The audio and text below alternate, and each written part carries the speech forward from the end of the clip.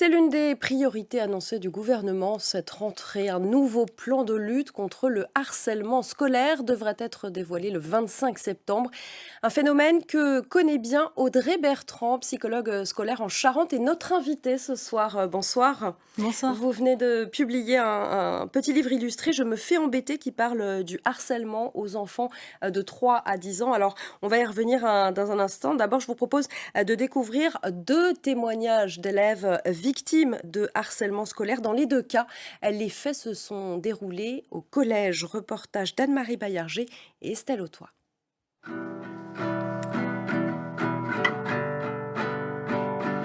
Clara Courteau est aujourd'hui étudiante en sociologie. Plusieurs années après le collège, des souvenirs hantent encore sa mémoire. En 6e, elle a été le souffre-douleur de 5 autres élèves. Il n'y avait pas d'harcèlement physique, c'était vraiment du harcèlement moral et des moqueries par rapport à mon physique en général. Mais vraiment, je l'ai ressenti comme de l'humiliation et de l'exclusion. Ce harcèlement a laissé quelques cicatrices encore aujourd'hui. Malgré ses souffrances, Clara n'en veut pas à ses bourreaux et essaie d'analyser la situation de manière positive. Il faut écouter les harcelés, mais aussi les harceleurs, totalement, oui. Parce que ça peut être des problèmes qui sont à la maison, même dans d'autres milieux scolaires, enfin, autres que le milieu scolaire, et du coup, ça peut être, c'est aussi important de les interroger eux aussi, et de leur demander si ça va, en fait, tout simplement. Ça peut peut-être aider à libérer des choses et à régler finalement ce problème. La clé, c'est vraiment la communication et la parole, parce que c'est ce qui va pouvoir résoudre la plupart des choses. Et même si les parents ne sont pas forcément à l'écoute, en parler à quelqu'un de confiance, à un ami, un personnel éducatif, de la famille même. Souffre-douleur au collège, mais aussi à l'école primaire, Louise a souffert pendant plusieurs années sans en parler par crainte de perdre son amie. Elle me disait de faire son sac, de nettoyer ses lunettes, je devais tout le temps rester avec elle. C'est dur d'en parler là?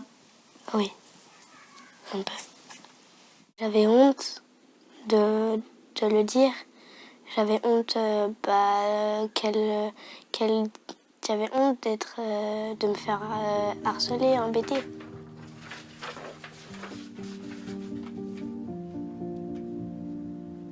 J'arrivais pas à dormir, je voulais pas aller à l'école, je pleurais dans mon lit.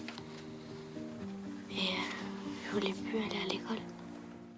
Pour se libérer l'esprit, Louise a eu l'idée de faire un exposé sur sa souffrance et de le présenter devant ses camarades. Le harcèlement ne touche pas seulement les enfants, mais aussi la famille, qui parfois se culpabilise. On voit pas, on se dit qu'on a fait quelque chose, on est passé à côté de quelque chose, on n'a pas vu. C'est vrai qu'il y a des choses qu'on voit pas tout le temps. Et vous vous en voulez d'être passé à côté? Un petit peu. Ouais, vraiment, oui. Non, on n'a pas... Bon, je pense qu'on est intervenu suffisamment, à temps, mais quand même, elle a subi ce calvaire. C'est quand même malheureux, c'est triste. Les parents de Louise ont rencontré la direction de l'école et comme bien souvent, ils n'ont pas été entendus. Quant à Louise, elle s'accroche pour poursuivre sa scolarité. Audrey Bertrand, une réaction d'abord à ces témoignages. On vient d'entendre des mots très forts, honte, exclusion. Ça vous surprend, ça? Non, pas du tout. C'est vrai que en tant que psychologue dans l'éducation nationale, je travaille dans les collèges et régulièrement on est confronté à ce type de phénomène. Et donc on reçoit des élèves qui sont victimes de harcèlement scolaire. Et c'est vrai que ils nous relatent ce genre d'explications. C'est vrai qu'ils ont souvent honte d'en parler à leurs camarades, aux enseignants. Et puis souvent, ils n'en parlent pas à leurs parents parce qu'ils ont peur de les blesser et de leur rajouter des soucis qu'ils peuvent déjà avoir par ailleurs. Est-ce qu'il y a des tranches d'âge chez les élèves qui sont davantage exposés au risque de harcèlement? Oui, tout à fait. Il y a des études qui montrent qu'en fait, les collégiens sont les plus exposés, avec 12% donc, des élèves qui sont harcelés au collège, 10%, 12 en primaire, et on baisse à 7% au niveau du lycée. Donc après, ça a tendance un petit peu à diminuer quand on a quitté le collège, les années collège. Alors, à contrario, vous avez décidé de vous adresser dans votre livre à de très jeunes enfants, à partir de 3 ans, avec des mots assez simples. Pourquoi s'adresser à eux? Le harcèlement, ça existe à 4 ans, par exemple? Bah, oui, ça peut exister effectivement et ça existe dans toutes les écoles. Alors pourquoi en tant que maman déjà? Parce que je suis maman de 2 enfants, 5 et 8 ans, et dans un souci de prévention en fait, parce que pour moi la prévention, c'est un des leviers très importants pour lutter contre le harcèlement scolaire, et on sait qu'auprès de ce type de public à cet âge-là, bah, le support visuel et les livres sont un très bon outil pour, susciter, voilà le débat et sur des problématiques un peu, compliquées on va dire. Mais on comprend à cet âge-là vraiment de quoi il s'agit?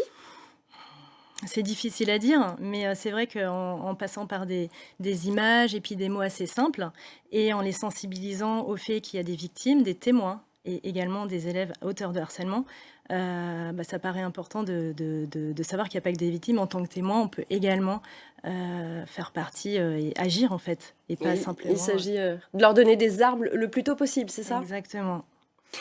On l'a entendu dans le reportage, les parents de leur côté sont très souvent, démunis. Comment, savoir déjà si son enfant est harcelé ou non? Est-ce qu'il y a des signes à détecter? Alors il peut y avoir des signes effectivement, hein, la liste elle est pas exhaustive, mais un enfant qui, du jour au lendemain ne veut plus aller à l'école, un enfant qui se plaint de maux de ventre le matin ou les veilles de rentrée, un enfant qui, d'un coup, a plus beaucoup d'amis ou, se fait, voilà, il manque du matériel scolaire et c'est des éléments qui peuvent quand même nous laisser penser que, voilà, il y a peut-être quelque chose qui ne va pas et aller creuser du côté du harcèlement scolaire. Et on fait quoi dans ce cas-là?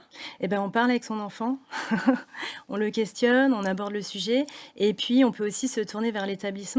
Voilà, donc demander un entretien, un échange avec l'enseignant, avec le directeur d'établissement, et éventuellement parler aussi aux camarades de classe, voilà. Une dernière question, un décret paru cet été permet désormais d'exclure l'agresseur, c'est une solution, rapidement? Je ne sais pas si c'est une solution, j'attends de voir de quelle manière ça va être mis en place, concrètement. Ce qui est sûr, c'est que c'est pas à la victime de changer d'établissement. Ça c'est double peine pour les victimes, donc après, voilà, à voir comment ça se met en place et ça s'organise concrètement sur le terrain. Merci beaucoup, hein, Audrey Bertrand. Je rappelle que vous êtes l'auteur du livre « Je me fais embêter », c'est aux éditions du Lys Bleu.